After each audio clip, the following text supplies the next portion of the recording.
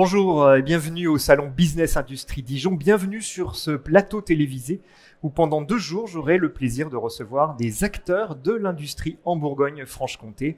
Notre entretien est diffusé en direct sur le site internet du salon businessindustrie-dijon.com et vous pourrez le visionner en replay sur la chaîne YouTube du salon. Le sujet qui nous réunit, messieurs, ce matin, c'est la réindustrialisation. On est dans un salon de l'industrie, donc ça paraît fort à propos d'évoquer ce sujet qui est un sujet présent dans l'actualité depuis un certain nombre d'années, notamment parce que l'État a affiché sa volonté de réindustrialiser la France. Sébastien Dubois, vous êtes chargé de mission filière automobile et industrie du futur à la DREETS Bourgogne-Franche-Comté, donc service de l'État en région. C'est effectivement une volonté de l'État aujourd'hui que de faire revenir les entreprises qui éventuellement étaient parties et de favoriser le développement des entreprises industrielles du territoire.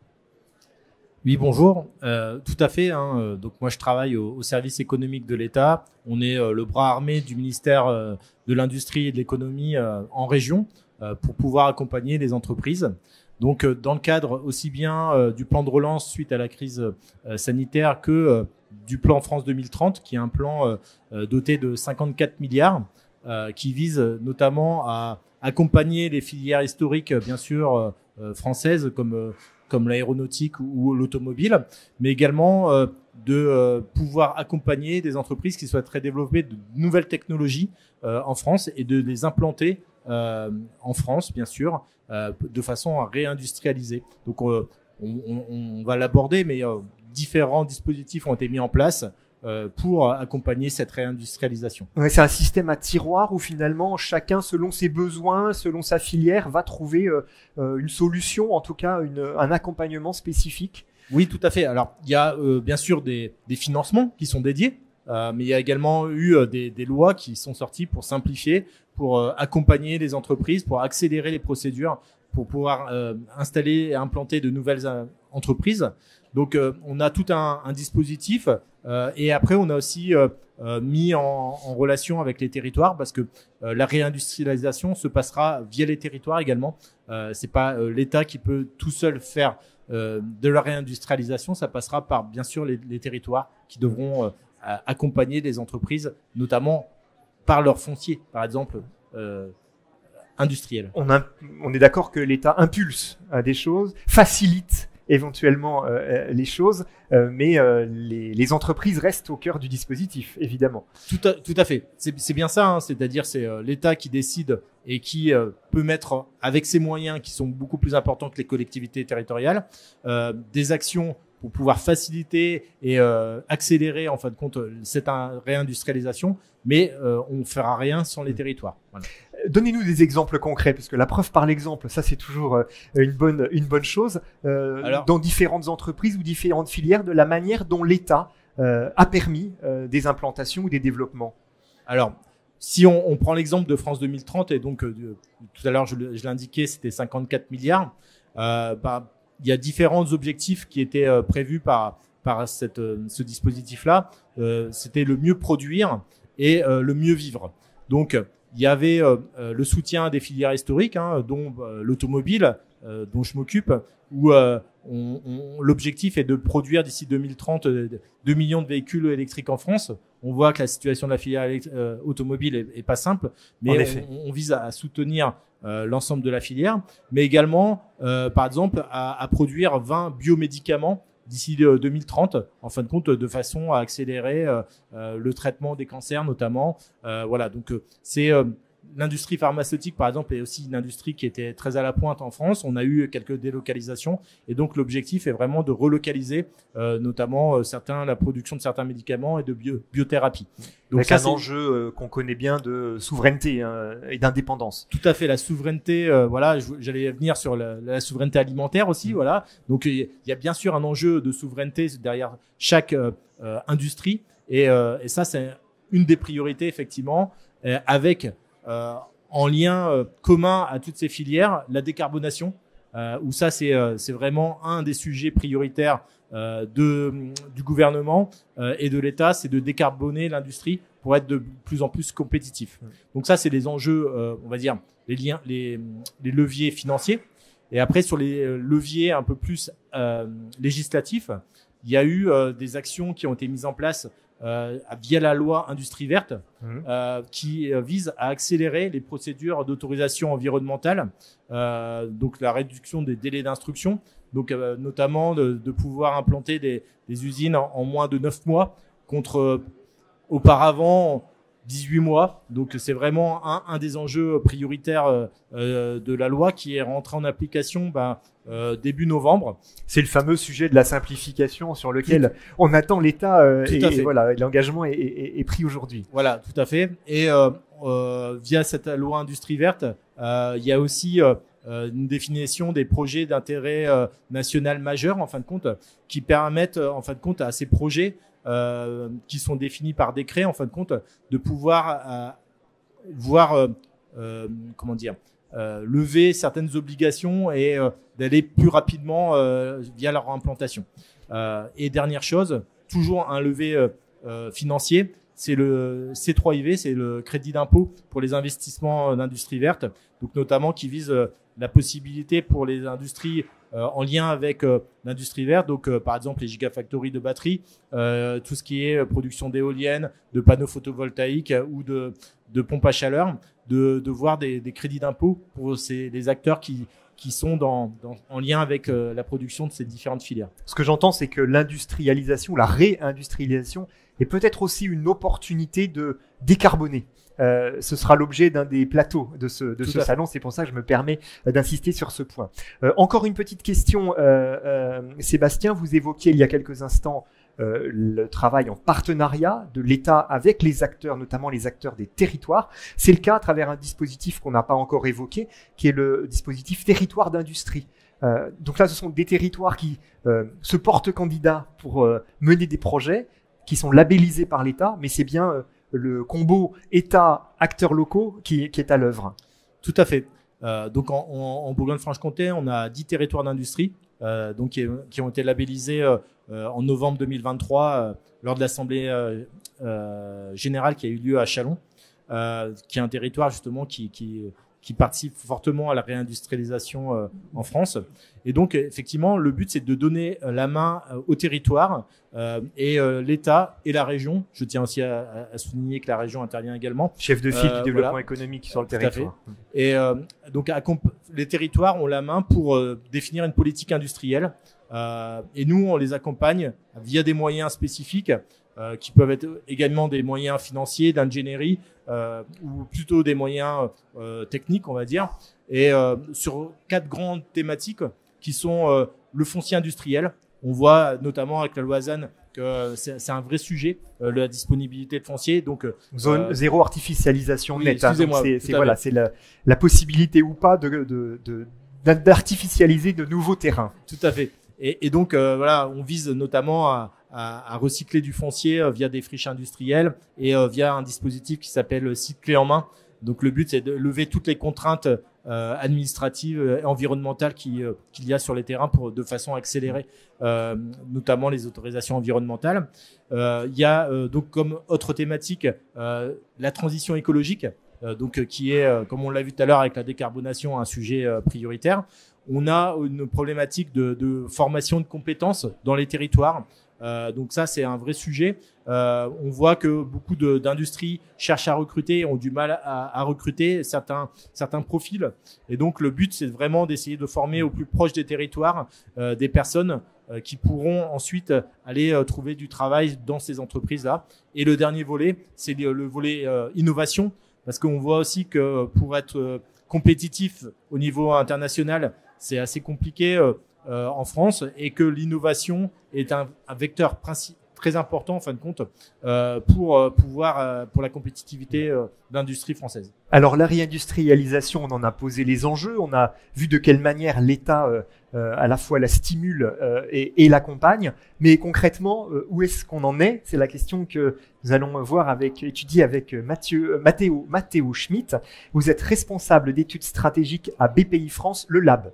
BPI France, on voit ce que c'est. BPI France, le Lab, qu'est-ce que c'est exactement? Oui, tout à fait. Bonjour, merci beaucoup pour votre invitation. Alors, juste au cas où, pour ceux qui ne savent pas, et je sais que c'est évident, mais BPI-France, c'est l'opérateur de l'État sur tout ce qui va être financement, accompagnement et investissement dans les entreprises françaises. Et BPI-France, le lab, en son sein, qu'est-ce que c'est? C'est le laboratoire d'idées de BPI-France. Donc, l'idée, c'est de stimuler la réflexion stratégique du dirigeant, de le faire réfléchir et aussi de faire réfléchir, irriguer la direction de la stratégie, les métiers du groupe BPI-France sur tous les enjeux contemporains. Ça peut être des enjeux notamment comme le climat ou encore la réindustrialisation. Donc voilà pourquoi une sorte de think tank à l'intérieur de BPI France. Comment vous abordez cette question de la réindustrialisation? L'industrialisation du pays, elle a un peu fluctué, elle a beaucoup baissé, et puis elle repart depuis le Covid. C'est un peu le constat que vous feriez, Mathéo? Alors, je pense que peut-être pour resituer historiquement toute cette histoire de désindustrialisation et réindustrialisation, en fait, aujourd'hui, on peut dire qu'on a stoppé la désindustrialisation. Aujourd'hui, en 2024. Et en fait, même peut-être, si je remonte il y a 10 ans, donc dans les années 2010-2014, avec la sortie du rapport Gallois, avec les plans Montebourg, avec notamment le lancement du programme Territoire d'industrie dont vous avez parlé en 2018. En fait, voilà, dans ces années-là, 2010, 2015, 2018, il y a eu un renouveau du point de vue de l'État, une impulsion du côté gouvernemental et étatique sur tout ce qui va être plan industriel. Et en fait, lorsqu'on regarde les chiffres, je vais vous citer Trendéo, on voit une inflexion de la courbe du solde net de création d'usines à partir des années 2015-2017. D'usines ou d'emplois? Création d'usines, c'est ça. Donc l'idée, c'est de se dire que le solde passe de négatif à positif entre les années 2015 et 2017. Donc nous, BPI France, à partir de ce moment-là, on se dit que voilà, il commence à y avoir un mouvement de réindustrialisation à partir de ce moment-là. Pourquoi? Comment on l'explique ce mouvement? Donc par-delà les dispositifs qui sont mis en place, c'est-à-dire quelles sont finalement les questions, les enjeux qui justifient ce retour de l'industrie en France? En fait, si vous voulez, alors je vais vous citer 3 éléments. Le premier, c'est que on a vu qu'il y a un engouement de la part de tous les acteurs concernés, industriels, collectivités locales, État, gouvernement français, société civile, quelques chocs qui se sont surtout ressentis au niveau du Covid et de la guerre en Ukraine. On veut être capable de produire nos propres médicaments, nos propres masques. Ça, c'est un premier niveau d'impulsion qui résonne dans la tête de tout le monde en France. Réindustrialiser aussi, c'est se dire qu'on a un meilleur contrôle de notre empreinte carbone. Se dire voilà il faut quand même rappeler qu'en Europe, on produit des produits qui sont plus vertueux que dans le reste du monde parce qu'on a des standards de production qui sont très hauts. Et donc ça, c'est utile de le rappeler, notamment en France où on a une énergie qui est très très décarbonée, ou en tout cas très bas carbone. Grâce au nucléaire notamment. Exactement. Et d'ailleurs, enfin, ce critère-là figure dans des critères de sélection d'implantation d'usines étrangères en France. Ça, c'est très important de le rappeler aussi. Et dernièrement, donc nous, BPI France Le Lab, on a mené une étude qui a interrogé 5000 Français. Et ces Français, qu'est-ce qu'ils nous disent par rapport à la réindustrialisation? Ils nous disent que déjà, d'une part, ils sont à plus de 80% favorables à la réindustrialisation. Pourquoi? Je peux vous citer quelques raisons, mais les deux principales typologies de raisons sont des raisons à la fois nationales, donc souveraineté économique, développement, résilience par rapport au reste du monde, mais aussi des raisons de développement, de croissance, de création d'emplois, de développement local, de redynamisation de territoire. C'est donc à la fois des raisons nationales et des raisons territoriales. Donc voilà un peu ces deux dynamiques-là. Les Français aiment à nouveau l'industrie. C'est une très bonne nouvelle.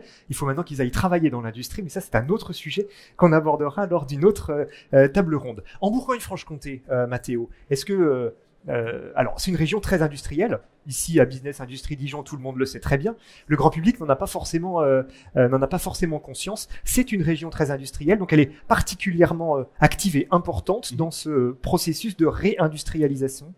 C'est ça, tout à fait. Donc, alors, ce que je peux vous dire, c'est qu'on a, en fait, le travail qu'on a fait, c'est qu'on a aussi interrogé 3000 industriels. Et ces 3000 industriels, ils nous ont remonté plusieurs priorités.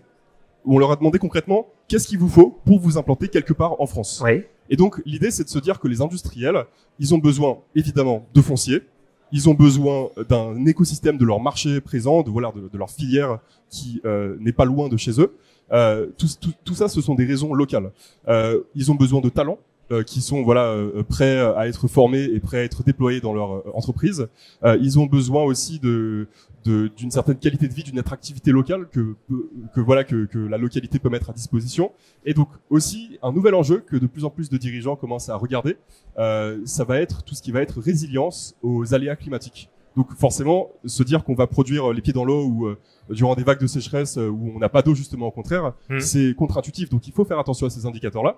Et voilà, certaines régions sont bien préparées, d'autres un peu plus exposées à ces risques-là. Donc voilà, en tout cas, tous ces critères-là sont regardés par des dirigeants dans les critères de choix d'implantation d'usines. Et la Bourgogne-Franche-Comté, alors avant de venir sur la Bourgogne-Franche-Comté, nous on a fait cette analyse au niveau de 12 régions métropolitaines en France. Oui. Plusieurs enseignements. Déjà, le premier, c'est que toutes les régions en France ont ce potentiel de réindustrialiser à leur manière. Donc en fait, il va y avoir différentes façons d'accueillir différemment la réindustrialisation selon le secteur, selon voilà les dotations. Oui, il y a des historiques quand même, il y a des filières qui sont plus ou moins prégnantes dans les régions. Exactement. Certaines régions ont souffert de la désindustrialisation, d'autres un peu moins, d'autres ont des filières historiques comme vous le dites. Ici en Bourgogne-Franche-Comté, ce qu'on note, c'est que par exemple, je prends l'exemple de Montbéliard qui a Stellantis, il y a un écosystème assez implanté de l'industrie automobile, mais pas que, beaucoup d'autres industries et filières de sous-traitance. Et donc, ce qu'on voit en Bourgogne-Franche-Comté, par rapport à d'autres régions, c'est que la Bourgogne-Franche-Comté est très bien dotée en foncier, à la fois du foncier immédiatement prêt qu'on appelle des sites clés en main, et du foncier qui nécessite aussi de la dépollution, des raccordements électriques. Exactement, tout à fait. Et donc voilà, ça c'est le premier aspect, foncier, très bien doté Bourgogne-Franche-Comté. Et deuxième aspect, ça va être tout ce qu'on avait appelé l'écosystème industriel. Et ça a été mentionné lors de la précédente table ronde. La Bourgogne-Franche-Comté est la meilleure région en fait qui a le plus haut taux d'emploi industriel en France. Et en fait, notamment dans 2 bassins d'emploi qu'on a analysés, Montbéliard, avec notamment Stellantis, et aussi Saint-Claude. Donc Saint-Claude, la différence entre ces 2 bassins d'emploi que nous on a analysés et qu'on a remarqué, c'est que forcément dans un de ces bassins d'emploi, il y a beaucoup de donneurs d'ordre. Et dans l'autre, j'ai l'impression, enfin, je parle bien sûr sous contrôle de tous les experts régionaux ici, que c'est un tissu qui est beaucoup plus doté de sous-traitants. Donc ça, c'est un sujet sur, j'imagine, on va revenir, mais les sous-traitants, les PME, les ETI sont la cheville ouvrière de la réindustrialisation. Donc c'est très important aussi de mettre l'accent sur ça et pas uniquement sur les grands. Absolument. La région, on l'évoquait il y a un instant, comme toutes les régions de France, elle est marquée par un profil industriel. Je vais prendre 2 exemples, Sébastien. La filière nucléaire, qui est très présente dans la région, à Chalon-sur-Saône, au Creusot, à Montbard, dont on peut penser que, voilà, tendanciellement, elle va connaître ces prochaines années un rebond considérable, et on annonce des créations d'emplois et des investissements extrêmement importants dans cette filière. Et puis il y a l'automobile, qu'évoquait à l'instant Mathéo, où là on a l'impression qu'on est un peu dans le creux de la vague. Qu'est-ce qui se passe aujourd'hui? C'est une transition entre un modèle qui va bientôt prendre fin et puis un nouveau modèle économique. Qu'est-ce qui est en train de se jouer aujourd'hui, Sébastien? Le fond de la question, c'est est-ce que vous pouvez être rassurant, j'allais dire aujourd'hui, sur le fait que on va gagner ce pari de l'industrialisation, de la réindustrialisation, notamment dans le nucléaire, notamment dans l'automobile? Alors sur le nucléaire, on voit qu'il y a vraiment une tendance importante de beaucoup de pays, dont la France, qui a toujours été un acteur important, en fin de compte, de produire notamment des EPR. Donc il y a des décisions qui ont été annoncées et on voit que la volonté de produire décarboné, enfin de mieux produire et donc d'avoir une électricité, une énergie décarbonée est importante. Et donc dans ce cadre-là, beaucoup de pays vont sur le nucléaire et donc on voit que nos grands donneurs d'ordre que sont Framatome notamment produisent beaucoup de pièces en Bourgogne-Franche-Comté qui sont importantes dans ce cadre-là. Et donc, il y a une vraie volonté de réindustrialiser et de produire. Et donc, ça va être la grosse problématique, en fin de compte, pour cette filière, ça va être plutôt de trouver de la main-d'œuvre. La compétence. Voilà, des compétences. Voilà. Donc là, on n'a pas, il y a tout un écosystème à reproduire parce que le nucléaire était plutôt sur un frein. Là, on est plutôt sur une accélération importante. Et donc, du coup, il faut retrouver tout un écosystème, un réseau de sous-traitants. Sur l'automobile, on est effectivement sur une transformation technologique, sur les véhicules électriques. Et là, on a beaucoup de sous-traitants qui investissent fortement pour aller sur ces nouvelles technologies, sur les briques technologiques de demain, en fin de compte. Et on voit qu'il y a pour l'instant une demande pour ces véhicules qui est relativement faible, qui est moins importante que ce qu'on aurait espéré, en fin de compte, par rapport aux trajectoires qui étaient prévues et donc l'arrêt de vente de véhicules thermiques d'ici 2035. Et donc, dans la filière automobile, on a l'habitude de produire beaucoup et de faire des volumes. Or, là, actuellement, les volumes, que ça soit aussi bien sur les véhicules thermiques que sur les véhicules électriques, on a un frein. Donc, du coup, c'est vrai qu'on se retrouve avec certaines situations où il y a des sous-traitants qui produisent pas suffisamment pour pouvoir dégager des bénéfices, en fin de compte. Donc, l'État est là pour accompagner. Je tiens aussi à souligner le partenariat qu'on a avec la région. On a créé en Bourgogne-Franche-Comté la force d'intervention mutation automobile, avec le but c'est d'accompagner l'ensemble des sous-traitants de la filière en Bourgogne-Franche-Comté dans leurs difficultés, mais également dans leurs projets. Ouais. Voilà, donc qui disaient chacun un plan stratégique. Par exemple, pour les entreprises qui sont très exposées au moteur thermique, de pouvoir les accompagner pour compenser leur chiffre d'affaires qu'ils vont perdre dans les années à venir sur de nouvelles briques technologiques en lien avec les véhicules électriques. Donc ça, il y a tout un exercice qui est fait. Et on voit que ça passera par la production et la vente de véhicules électriques. Et donc là, il y a tout aussi côté État. On est encore en France, contrairement par exemple à ce qui est fait en Allemagne, on soutient l'achat de véhicules électriques. Oui. Il y a des dispositifs que sont le bonus écologique ou le leasing social, et ça c'est important en fin de compte. Et il y a une volonté de l'État en fin de compte de favoriser bien sûr les véhicules qui sont produits de façon décarbonée en fin de compte. Et c'est pour ça que par exemple il y a beaucoup de véhicules électriques produits en Chine. Je dis pas chinois, je dis bien produits en Chine. Donc il y a également par exemple des véhicules qui sont produits par des constructeurs européens en Chine qui ne peuvent pas bénéficier de ce bonus parce qu'ils ne sont pas produits de façon vertueuse en fait.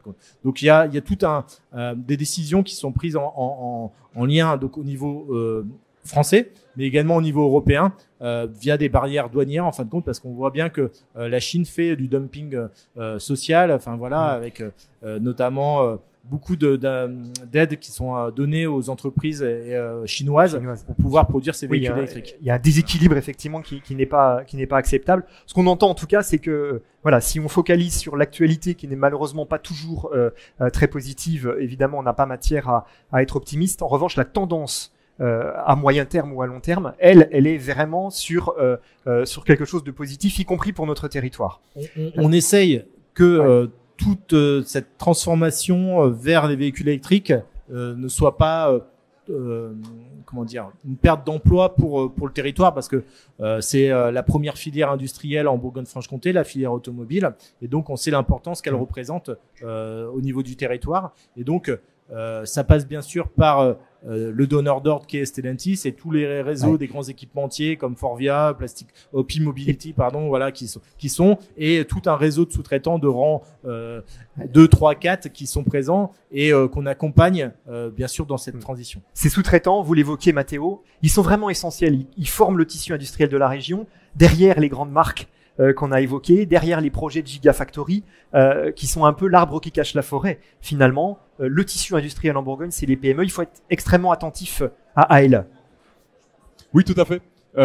Alors, le tissu de PME DTI, il est essentiel. Je pense que c'est un des résultats principaux de notre étude, c'est de se dire que, d'accord, alors on a les startups qui sont géniales, on a les Gigafactory, et ça, ce sont deux éléments qui sont très médiatisés, très remontés par les médias et la presse. Mais il faut se dire que la hauteur de la marche à franchir pour réindustrialiser se fera à 2/3 par le tissu industriel existant, qui est composé essentiellement de PME et de TI. Et donc, l'idée, c'est de se dire, ça c'est un résultat de notre étude BPI France, le Lab.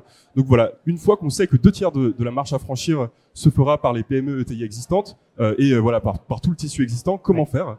Peut-être que ce serait intéressant de parler des freins qui sont rencontrés par ces entreprises-là. Absolument, pour se développer. Voilà, qu'est-ce qui bloque finalement dans la réindustrialisation? Nous, l'idée, c'était de se dire dans cette étude, de voir en fait quels sont les freins locaux à la réindustrialisation. Qui partait du principe que voilà les dirigeants locaux rencontraient beaucoup de problèmes, notamment peut-être de communication avec des acteurs locaux. Alors en fait pas du tout. Les deux principaux problèmes qui sont montés au niveau national sont le foncier et les compétences. Mais quand on regarde au niveau de la région Bourgogne-Franche-Comté, le foncier apparaît toujours comme un enjeu, mais un peu moins qu'au niveau national. En fait, les deux enjeux au niveau de Bourgogne-Franche-Comté, ça va être les pénuries de compétences et aussi l'attractivité, la qualité de vie et l'attractivité. Donc nous, on a eu l'honneur Alors quand on dit qualité de vie, c'est les équipements, les infrastructures qui permettent à des gens de venir s'installer et de trouver les écoles, les lieux de loisirs, l'habitat, le logement aussi.